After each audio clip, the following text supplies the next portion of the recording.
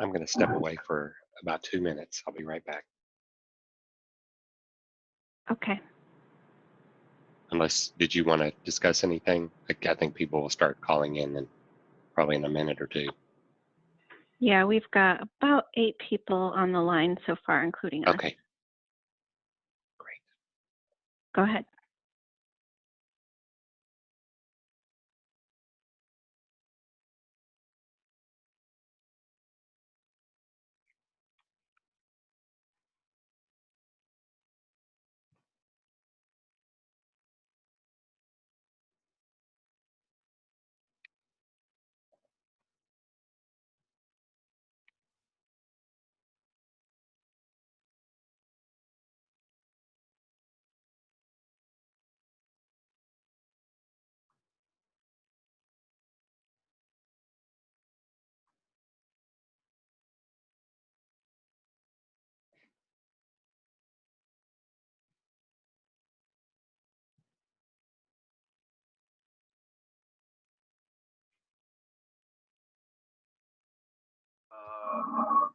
Largely out of the city.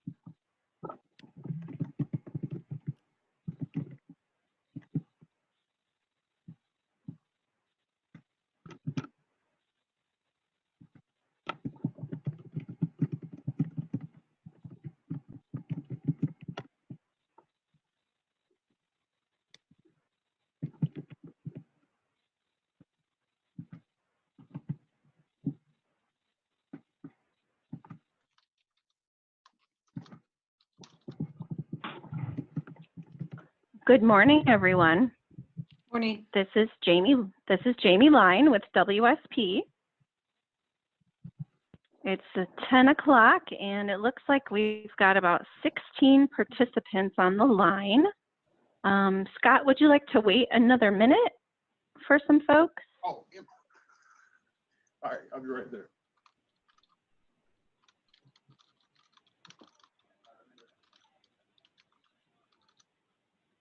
We'll go ahead and wait just another minute. Looks like there's a few more people popping on right now. If folks on the line could mute their phones or computers, though, that would be good.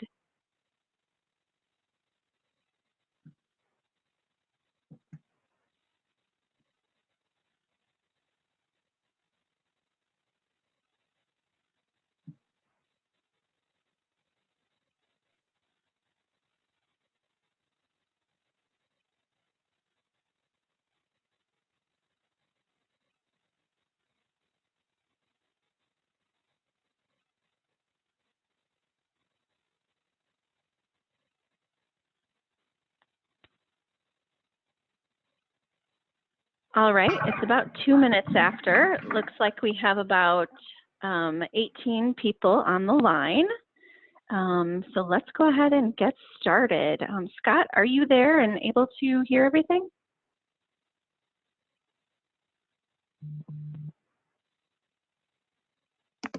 I am. I had to unmute. Sorry. That's okay. Happens all the time. Yeah, so we've got about 18 people on the line right now, and a few minutes after, do you want to get started?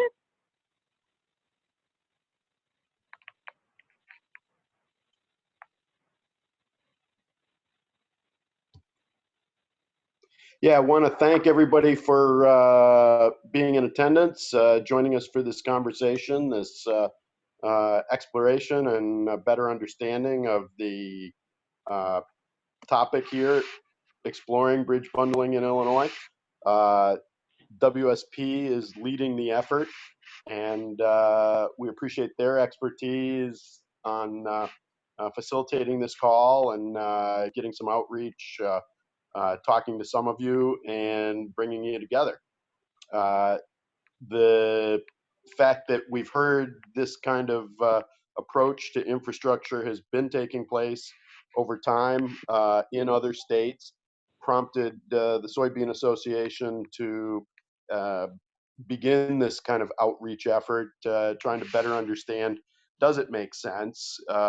Is there a need for an initiative? Is there an understanding or efforts going on elsewhere that we're not aware of to improve and accelerate project delivery, to perhaps save costs and beyond that saving time, and getting others involved, the infrastructure, the roads and bridges, charging stations, what have you, that need to get transportation moving and support the investments are going to involve communities, public sector, academics who are doing research in these areas, as well as the private sector. And so bringing those parties together is a part of the better understanding, accelerating improvements to transportation infrastructure across the state, ultimately in the interest of economic development and freight fluidity and making people's jobs easier through collaboration. AASHTO yesterday held a webinar that profiled the topic and showcased some of the work going on in Pennsylvania and Missouri, among other states.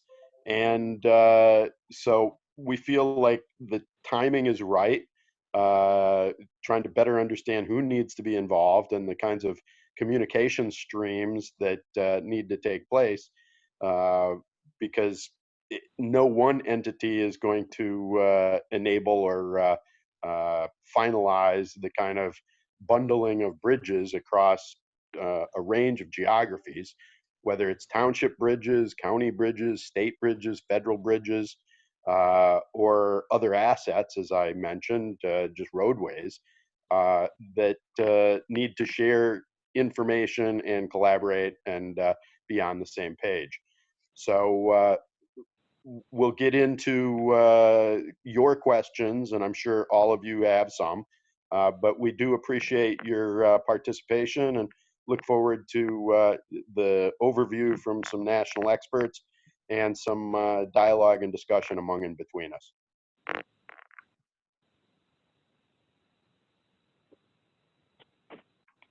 Great, thank you, Scott. So now that Scott covered a little bit about, kind of why we're here today, let's go ahead and do some introductions.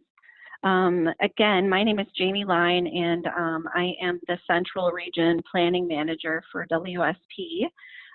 We have some of our alternate delivery national experts on the line here today who are participating in this effort with the Soybean Association, and hopefully all of you and some others that we're hoping to get some attention from on this issue. But if you don't mind, let's just go around the phone here, and if everyone could just kind of give their name, the organization you work for, your role, and if you don't mind, on a scale of 1 to 5, if you would rate your familiarity with the concept of project bundling, with 5 being the being very familiar with the concept. So Deborah, do you want to go ahead and start? Morning. I'm Deborah Brown with WSP. I'm in our advisory services sector, and I serve as our Director of Alternative Delivery Advisory.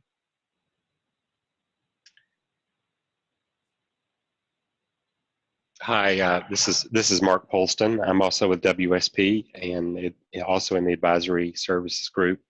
I work on Deborah's team, specializing in the area of alternative delivery procurements and innovative financing strategies, particularly with respect to federal financing. And I don't want to give myself a 5. I'll give a 4. Okay, if others would like to start with some introductions. Sure, I'll start. This is Clark Carricker from the Illinois Chamber of Commerce, Vice President of Government Relations, and I'm somewhere like a 2.5. Thank you. Next person. You have Neil Adams on the line from IDOT, and I am in the Bureau of Innovative Project Delivery with IDOT, and I would say I'm probably around 4-ish. Great. Thank you. This is Molly Rockford, Executive Director of the County Engineers Association. And I do have to apologize. I do have to get off. I'm not going to be able to stay on. I have a previous engagement, but I've been assured there will be further discussions. And I would say I'm probably a 3. Thanks, Molly.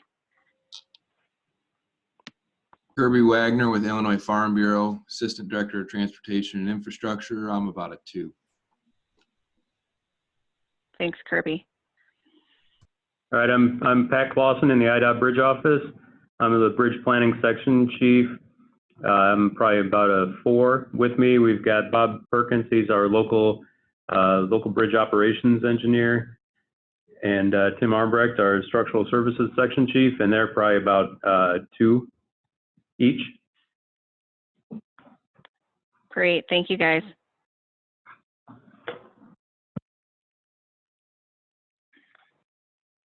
See a few other people out there on the line. Anyone else want to introduce themselves? Hi, I'm Kara Bader with the Illinois Department of Commerce and Economic Opportunity. I'm a Senior Economic Advisor for the department, and I would rate I'm familiar with other kind of innovative project delivery methods, but less so this one, so I'd give it about a 3. Thanks. Jim Tarman with Illinois Corn. I'm Managing Director, and I would say I'm between a 1 and 2 on the idea. Great. Hi, this is Jacob Stuckey from the Illinois Finance Authority. I am the Deputy Executive Director, and I would rate my knowledge about a 1.5. Thank you. Yes, good morning. This is Mike Levin, Director of Public Policy for the Illinois Soybean Association, and happy to have all of you on the phone this morning and appreciate it and look forward to the discussion. Thanks. Thanks, Mike. All right, did we miss anybody? I hadn't really fully introduced myself earlier. Scott Sigmund, as I led off, I am the Transportation and Infrastructure Lead for the Illinois Soybean Association, and have been working with them for about 8 years, and would say I'm a 3.5. Thanks, Scott. Anyone else on the line who hasn't introduced themselves yet? It seems to be about the right number of people, I think, based on the participants I'm seeing on the line. But if anybody else is out there and you didn't get a chance yet, please feel free to jump in later on if you want.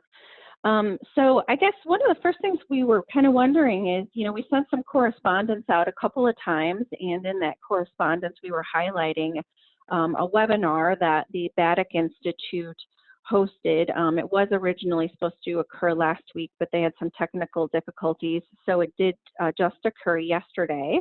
Was anyone on the line able to participate in that webinar? Yes, Neil Adams was on. Okay, thanks, Neil. So, some of the other things we'd kind of like to know before we get started today, just to make sure that we are covering things that you are particularly interested in. Does anyone have any expectations kind of coming into this call today and this meeting about what you hope to learn from the discussion? Any immediate questions that people would like us to make sure we address?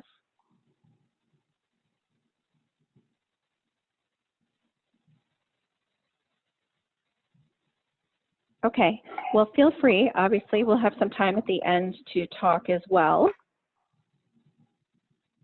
I'll go ahead and move forward.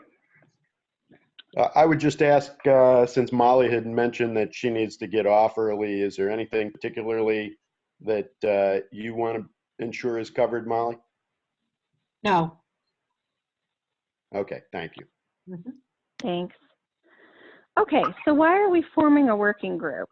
And the short answer to that question is because we want to provide some additional information about project bundling, specifically bridge bundling, and answer some of the questions that we know are out there about, what this mechanism is, how it can be done in the other places that it is being done across the country, to understand the link between infrastructure and Illinois' agriculture and safety and economy, and then to gauge interest as we kind of go through this process and towards the end of the process, to gauge interest from this group that we've engaged today and hopefully others that we're going to be able to draw into this conversation going forward about whether we think project bundling, specifically bridge bundling, is something that we would benefit Illinois and that we would potentially be able to accomplish here.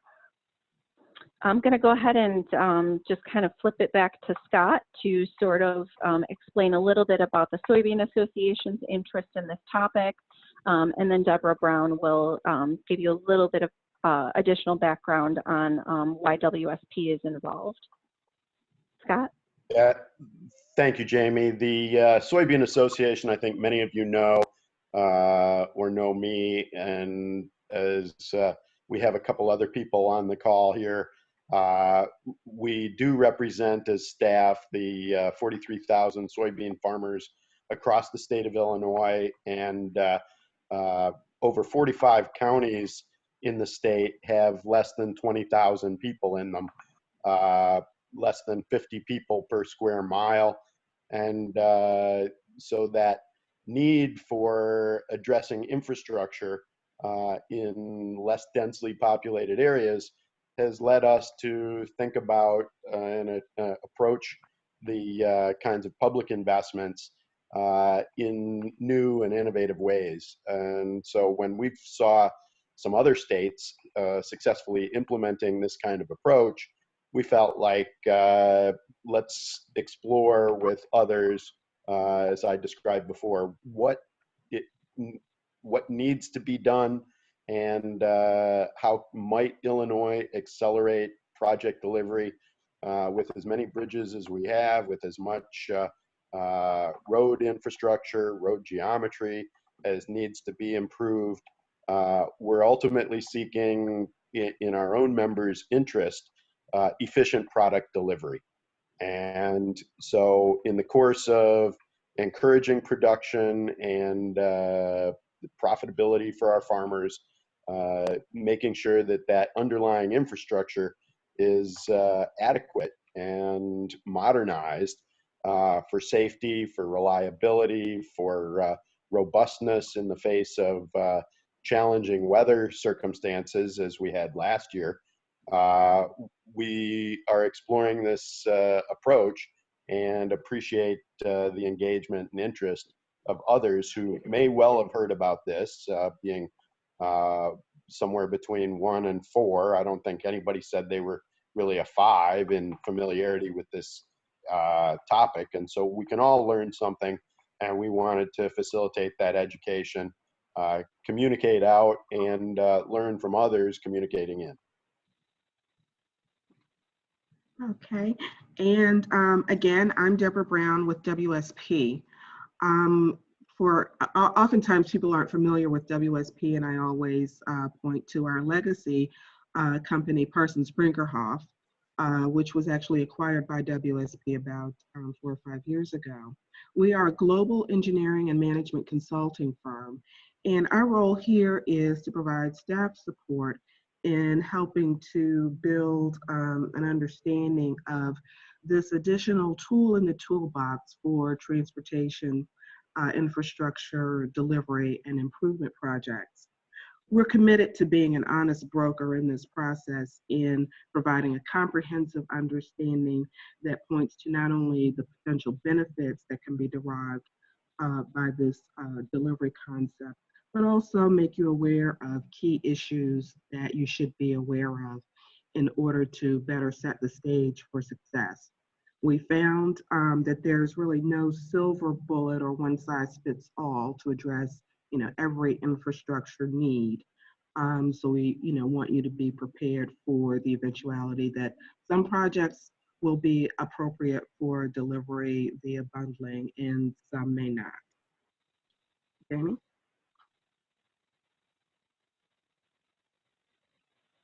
Thank you. So what are the goals of this working group? And again, this is as hopeful members of this working group going forward, hopefully those of you on the line will, give us some feedback on this today. But, coming into this, our initial goal is to empower action by building a coalition to better understand bridge bundling and other alternate project finance and accelerated delivery methods, as both Scott and Deborah mentioned, to stimulate conversations about potential bundling and other alternate delivery concepts throughout Illinois, and then to engage interested stakeholders who would like to explore this topic. I do want to just point out that this effort is not about identifying the right bridges to bundle at this point. It is really an education process and gauging interest in the topic. So why bundle bridges in Illinois and why now? Many of you have seen the stats on this slide. We have 26,809 bridges in Illinois. 1 in 7 of those are in need of repair. 8.5% of the bridges have elements that are in poor or worse condition, or are identified as structurally deficient. 167 of those are on Illinois interstates, so many of them are also not on interstates and are owned by other jurisdictions. And 1,191 of those bridges have posted restrictions on them for the size and weight of vehicles that can cross. So this is the reason why we are focusing particularly on the bridge bundling aspect of project bundling at this point in this conversation. Back to you, Deborah. Okay, thank you, Jamie. So what is bridge bundling? Many of you, as you've mentioned, have a pretty clear understanding of the bundling concept, but just so that we're all on the same page here, we're talking about a defined set of bridge projects planned for preservation or preventive maintenance, rehabilitation or replacement that leverage economies of scale for more timely and efficient completion of bridge repair and replacement and maintenance projects. These projects benefit through combination with various funding options, as well as a variety of contracting and delivery approaches, ranging from the traditional design bid build on up to public-private partnerships that we've seen that will provide for program completion at within a set time frame. As Jamie mentioned, Illinois has a lot of low-rated bridges across the state. And again, I reinforce the notion that we're not here to make you think that bridge bundling will address every repair or replacement need throughout the state. But for some subset of bridges, this may present an opportunity for those bridges to be fixed more quickly and less expensively than waiting for traditional methods that allow for individual design of a bridge, packaging for bid, and then construction of that bridge under traditional methods. Back to you, Jamie. Thanks, Deborah. So we have a short video that we were going to play here. It's about 3.5 to 4 minutes long. I will warn you, it can get a little loud, so you may want to be prepared to turn your phone or your computers down if you need to. And if it takes a bit of bandwidth to run this, so if you're seeing any issues with it on your end, the URL link to this on YouTube is there. So if for some reason you cannot see this right now, you can use that URL and go take a look at it yourself when you have a chance. So I'll go ahead and just play this here. So just bear with me 1 second while I get the volume set up.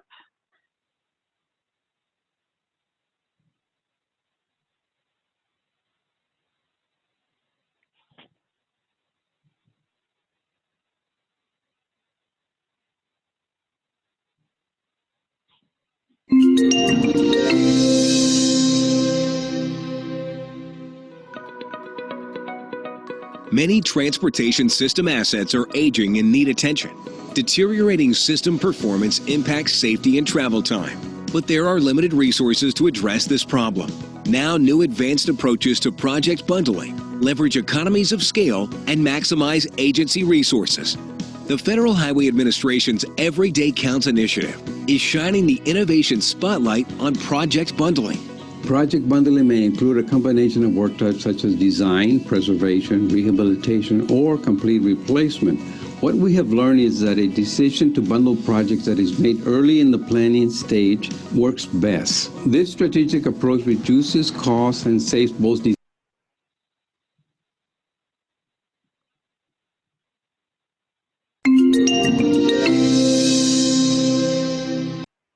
Many transportation system assets are aging this problem.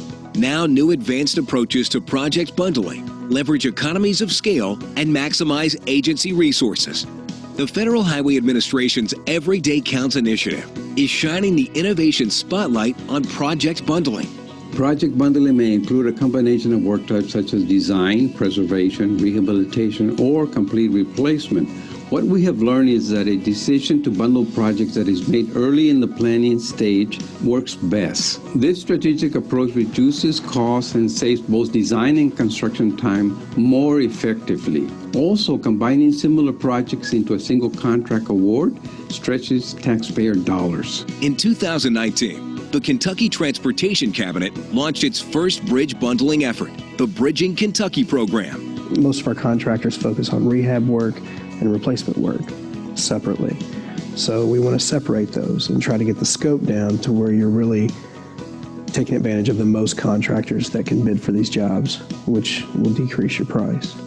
After identifying the right mix of projects, the Kentucky Transportation Cabinet explored ways to maximize the benefits of bridge bundling. You really have to have asset management. You have to have a plan and know what your assets are before you can fix them. Then you can really sit back and look and create these bundles and be more efficient with your scope of work, and that enables you to save money. The Nebraska Department of Transportation's County Bridge Match program specifies bridge bundling as an innovative, cost-effective solution for accelerating repair and replacement of structurally deficient bridges on county road systems. People look at these humongous projects that are going on in some states and think, well, I'm not bundling because I'm not spending, $500 million or $1 billion. Whether it's a couple of bridges or it's, 5 or 6, it really is about putting bridges together to get a better economical project. A bundled contract may cover a single county, district, or state, or it may be tiered to combine work types, such as bundling multiple bridge or other projects with similar design specifications. Project bundling is not just for large contracts. Bundles have ranged from 200 to 300 projects. Depending on an agency's needs, smaller bundles can help keep the local contracting community engaged, while larger bundles offer opportunities for small and disadvantaged businesses. To learn more about project bundling or other Everyday Counts initiatives, visit our website.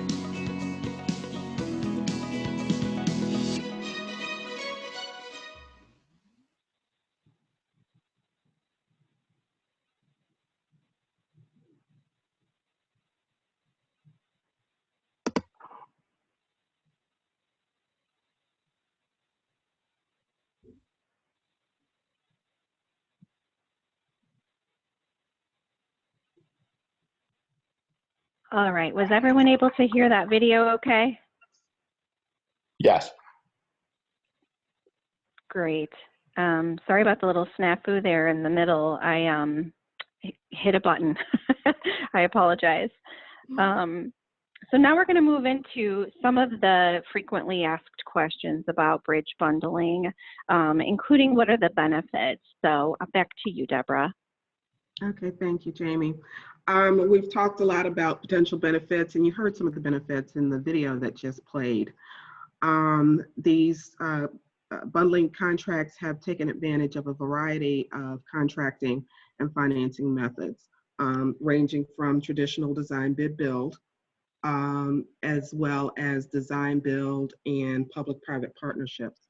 One of the most widely talked about public-private partnership approaches was the Penn Rapid Bridges program, which many of you are probably familiar with, that addressed 588 bridges throughout the state. And so that's an example of a rather extreme integration of bridges as well as design and maintenance responsibilities. That's a program that spans 25 years because it includes a requirement that the concessionaire will maintain those bridges after the repair and replacements are complete. We've seen examples where states have achieved both time and money savings. You heard some mention of this in the video again, where bundling similar projects help to decrease the design costs as well as the actual construction costs. And then the longer these bridges remain in a deficient state, they present both mobility issues and represent jobs foregone. So bundling helps to accelerate bringing these projects under contract, thereby putting more people to work, which helps to keep our communities connected and helps to stimulate economic growth in our communities. So bridge bundling is also recognized as a national best practice.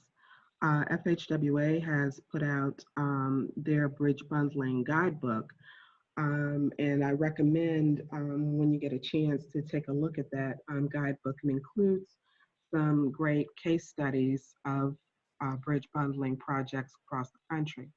In addition to the examples you heard about in the video in Kentucky and Oregon, Delaware has taken advantage of this approach to address preservation issues on their bridges and culverts. Their bridge management section prioritizes the work in their maintenance districts administer these contracts covering deck sealing, painting, patching, repair, and culvert replacement. In addition to the large Penn Rapid Bridges project that I mentioned earlier, Pennsylvania DOT also conducted a 3-county pilot project where they rebuilt and replaced 41 county-owned bridges for $25 million. That project resulted in a 25 to 50% savings on design and a 5 to 15% savings in construction costs. A couple years ago, Georgia had a new revenue stream approved called the State Transportation Funding Act. And they leveraged this additional transportation funding to develop a design build replacement program to replace 25 local bridges in about in a little less than 2,000 calendar days to take advantage of put that new revenue to work. So we've seen a lot of instances that document time and cost savings for these programs. So in addition to time and cost savings where states have bundled bridges, they've also been found to be beneficial in helping to achieve performance targets and deploy innovation in delivering these repairs in a more timely manner. We found that the best opportunities to achieve efficiencies occur where there's little or no additional right-of-way to be acquired, where there are minimal environmental constraints. And also it's very helpful if studies and analyses have been undertaken to provide information on hydraulics and geotechnical information so that you can make more informed choices on what projects will lend themselves best to the bundling approach. So with all this said, how do states and localities go about paying for these projects? I'm going to turn to my colleague Mark to talk a little bit about that. Good morning again. So as you see on this next slide, there are quite a number of funding strategies and financing strategies, sources that have been employed for numbers of different kinds of projects, but specifically to bridge bundling. On the left are more grant-oriented, or in the case of revenue streams, project-based streams, or other revenue streams from other sources that might be available at the local or state level, like motor fuel tax receipts or shares that are given to counties are an example of those that have been used. Just want to hit a few of these. On the grant side, some of the grant programs like the build grants and the infra grants, particularly in the last couple of years, have really focused on rural areas and have pretty generous set asides for rural projects, which I think would would be, most of the bridges we would be talking about. And, I think bundling those shows innovation, and that's often a strength when the grant applications are being reviewed. On the financing side, I just want to hit a few of these, or a couple of these in particular. The TIFIA credit program, which is the fifth bullet down on the right. TIFIA has been kind of had the reputation as a loan program from USDOT that is really geared toward large metropolitan areas, and certainly Illinois has had quite a few loans in the Chicago area for larger projects. But the program is really focusing on reaching out to rural areas. They have a rural projects initiative, pardon me, that is offering a low interest rate of 1/2 of Treasury, which right now is down around 1.5 to 1.7%.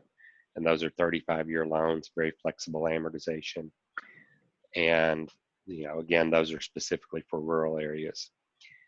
There's also a couple of bullets down there, the Railroad Rehabilitation and Improvement Financing Program. The acronym for that is the RIF program.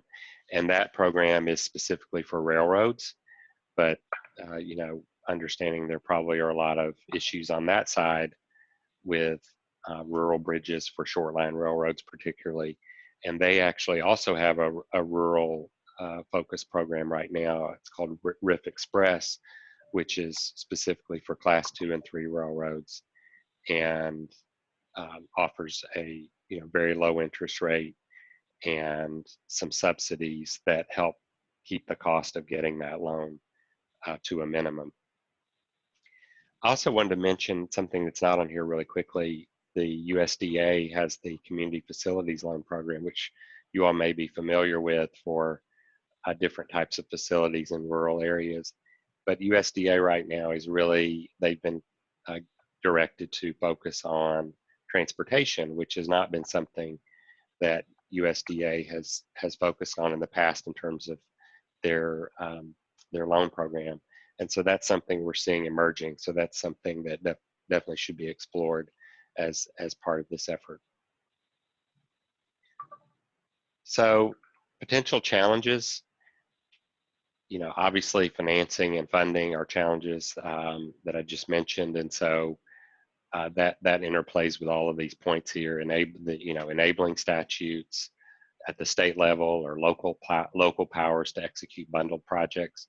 We see a lot of language in the Illinois statutes about localities being able to do their own projects and even maybe grouping projects, but could that be done on a larger scale, especially when you talk about getting funding and financing across county borders?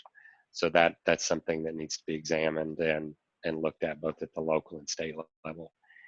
These types of things need strong public champions, and in the states where these projects have been bundled, as Deborah talked about in some detail, there have been very strong public champions, very strong marketing and public outreach efforts, and those projects that have been successful have tended to have a lot of public support.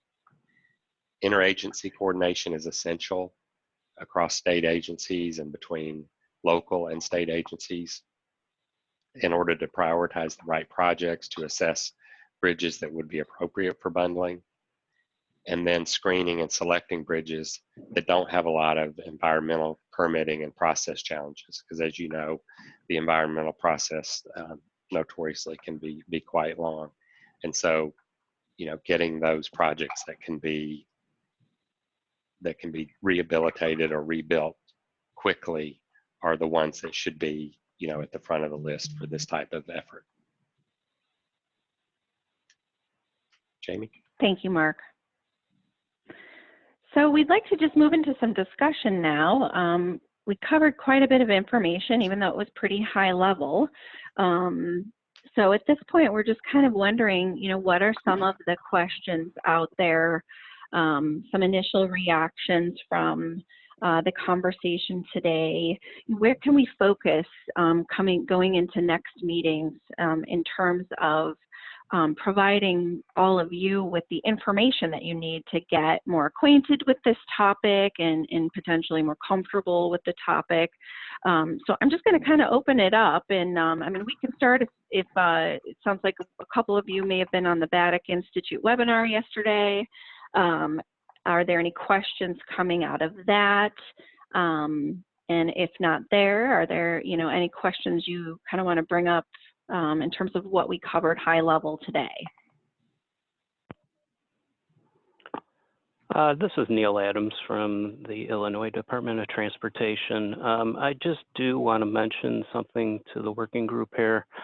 And I know the webinar yesterday by Baddock Institute talked about the types of different delivery methods, whether that's CMGC or design build all the way up to P3.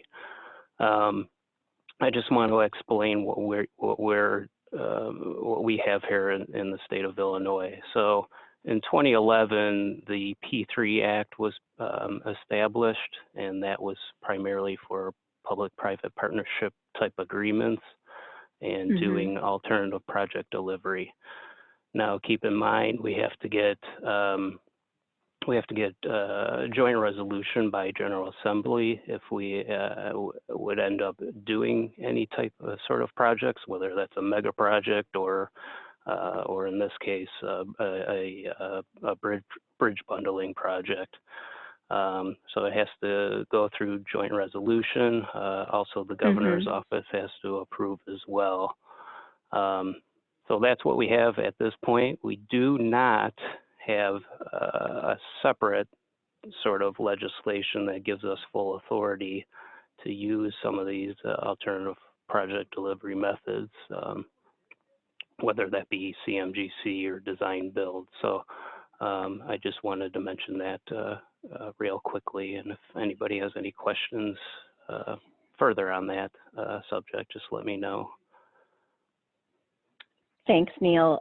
Yeah, no, that's a very pertinent comments there, and it's certainly that's a piece of what we're going to be documenting and discussing further as we kind of get a little bit deeper into this process.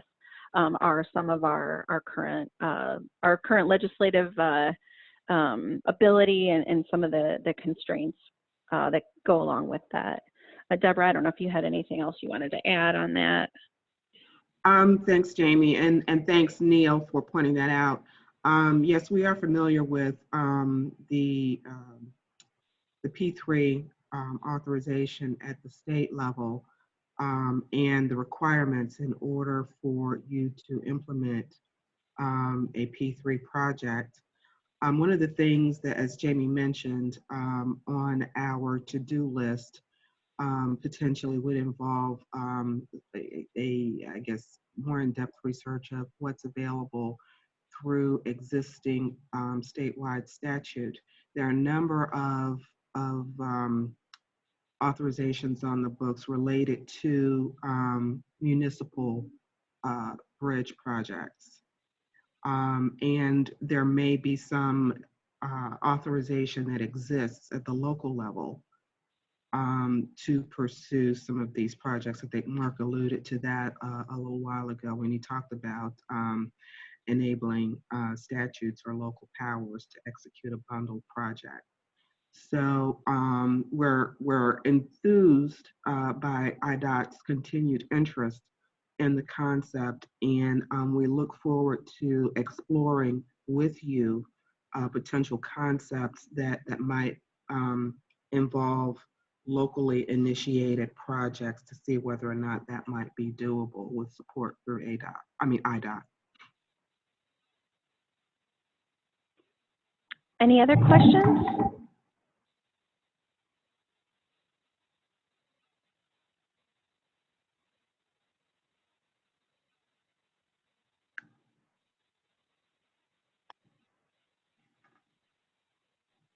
Okay. Do folks have any thoughts on what else you would like us to cover when we have a number of ideas of our own kind of coming into the next several calls and maybe an in-person meeting that we will eventually have as well. But we would certainly like to know what your thoughts are on if there are specific things at this point that you want to make sure that we try to cover during the next meeting.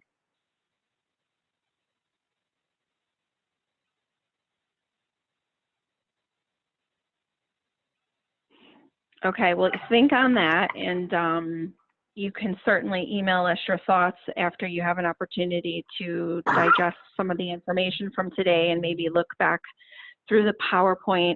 We will send the PowerPoint out to everyone after the meeting today.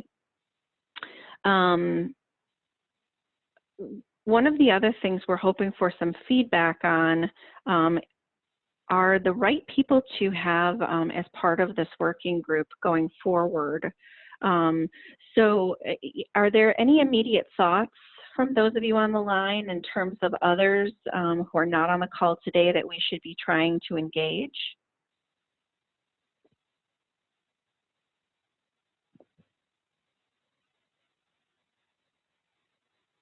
Is anybody from township officials included? Yes, we did invite, I cannot remember the gentleman's name off the top of my head, but yes, we did invite the chairperson of the statewide township association. Okay, yeah, I think it might be helpful for them. I mean, I know a lot of townships may not have the appetite or the ability to apply for some of these or get things going, but I think they would be good to include as well. Yeah, I agree. They're a very, very pertinent part of the potential discussion here. And I don't know if Molly is still on, but certainly glad that you know, she has tried to dial in today and hopefully will in the future. Are there Any other thoughts?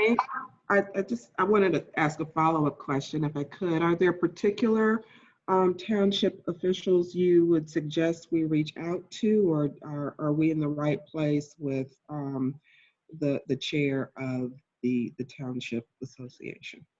Yeah, I saw in the chat, it looks like it's Brian Smith. He's the guy to go to, or at least, and maybe even a follow-up to say if he recommends somebody. I know they have several folks who would be able to at least speak from their perspective on it. So Brian's the best place to start anyway. Okay. Thank you.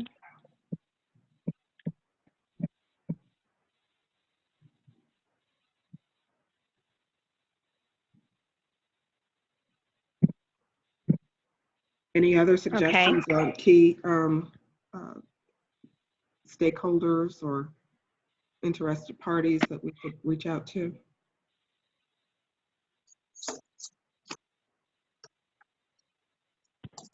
County level offices.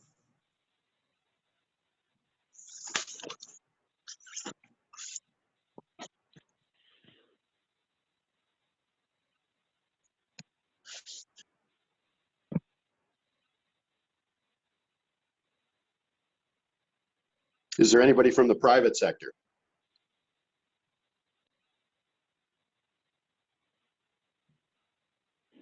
You know, something we can do is when we share the PowerPoint from today, we can send the list of names and agencies that we invited to the call today. And then if folks have other suggestions, or if you're in contact with any of those people and you did not see them or hear them on the call today, if you don't mind giving them a nudge to start participating going forward, that would be wonderful.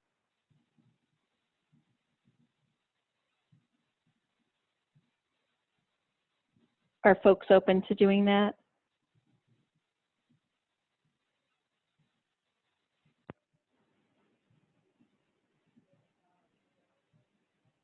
Sounds good. Okay. This is Neil Adams again with IDOT. One thing I also want to mention is not only as we talk about alternative project delivery, but I know you mentioned asset management. I do know Federal Highway is really big on having this sort of trifecta. So it's alternative project delivery, asset management, and the planning concept of value capture.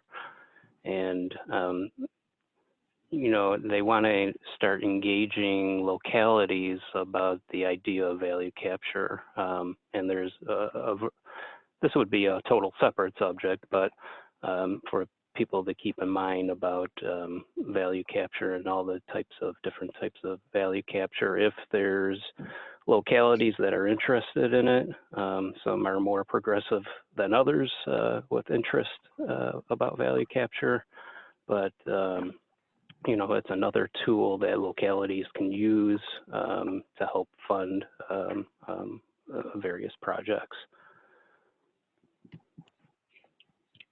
Thank you. That's great to know. And yeah, that's a great tool we can certainly keep in mind too, to try and cover a little bit. Mm-hmm.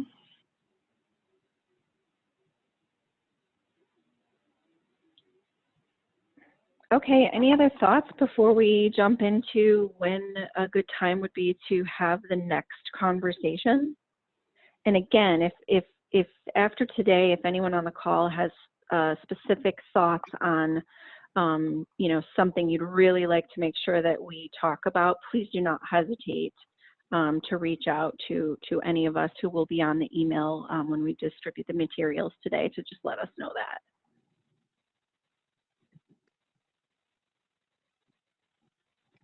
Okay, so what are thoughts on the timing of the next webinar? Is 4 weeks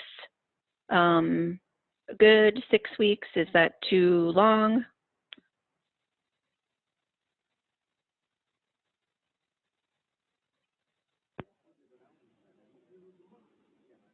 Are there any particular, sorry, go ahead. Yeah, this is Neil again. I'm open to 4 weeks or 6 weeks. Doesn't, I think, matter to us per se. Anybody else have a preference? Fridays always sound good too. I think we could do it on the 20th, 4 weeks out. That would give us some time to have a conversation. Yeah, and tag a few more people to get involved. How does March 20th sound to folks on the line? Makes sense.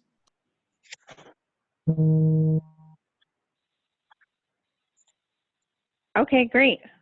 Well, Scott, if you have any final things you'd like to say, go for it. March 20th is a session day, if that matters to people. It would make it tougher for the chamber.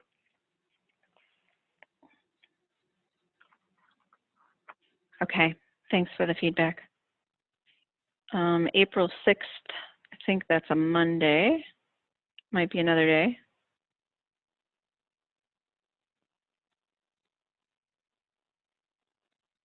That would work.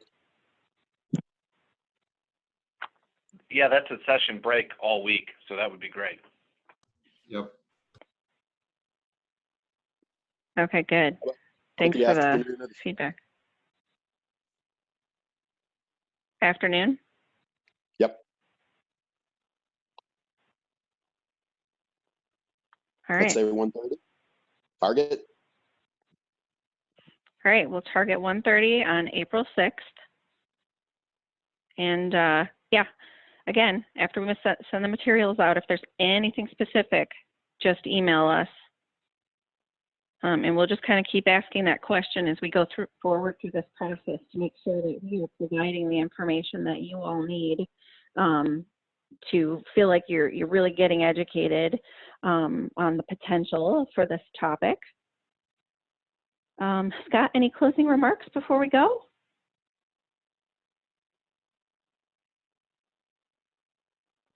No, I want to thank everybody again for doing a little bit of education, learning, schooling up on bundling of infrastructure assets. We heard asset management, the expertise in the session among us all is extensive, and we appreciate the wide range of interests and are open to conversation offline, as Jamie highlighted, whether it's by email or phone call, to try and better understand from one another how this might come to fruition and accelerate infrastructure improvements in the state of Illinois. Thank you to WSP, and thank you all for your participation today. Yes, thank you very much. We look forward to the next conversation. Have a great Friday, everybody. You too. Thank you. Yeah. Thank you.